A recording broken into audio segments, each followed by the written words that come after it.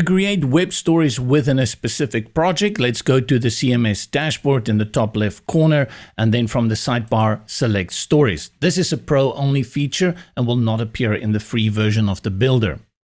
Create a new story by selecting Add New Story. Give it a name. A slug will automatically be generated, and you can add a description. Note that it's currently in draft, and you can put it from here on published, but we can do that also once we go into the builder.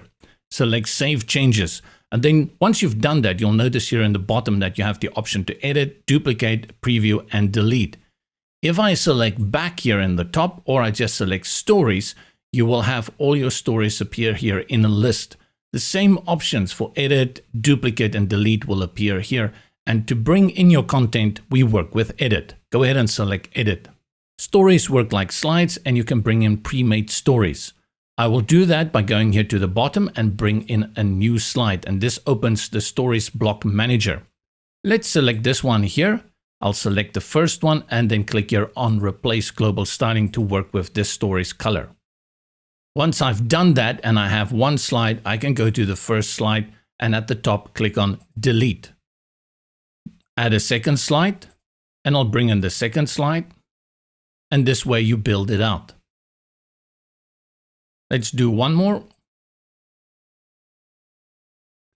And then for the last one, I will just bring in a blank one, create your own.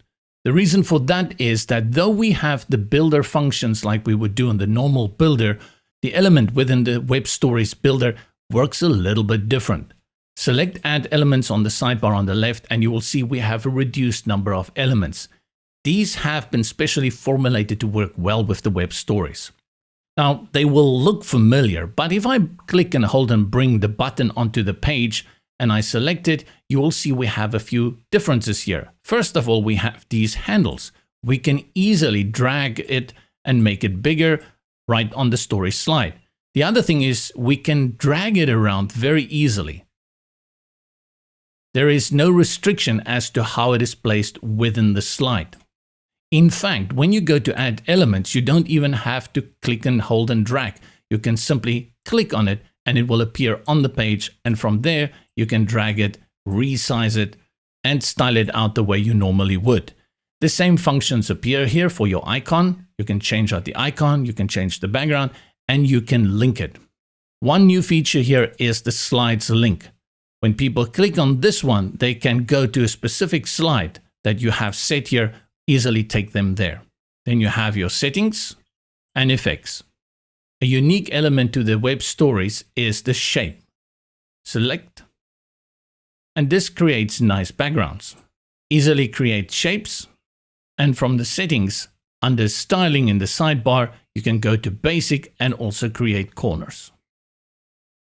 Now that we've set up these slides for this story, we have a few more things to do.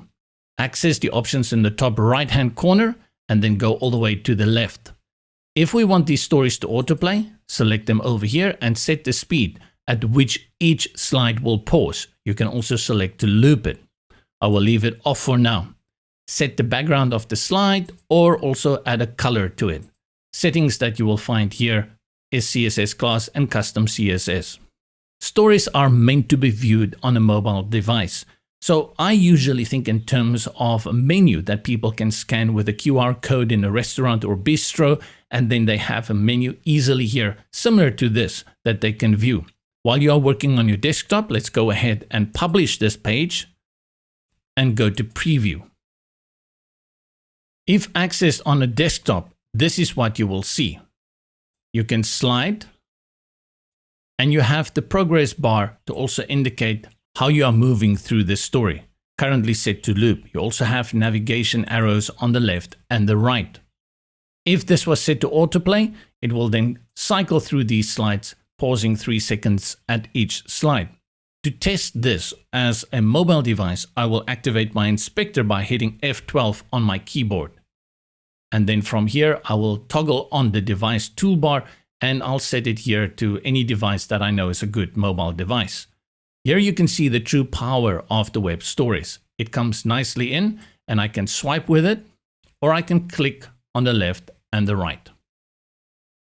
And remember, we had set link for this icon. If I select it, it will go to that one.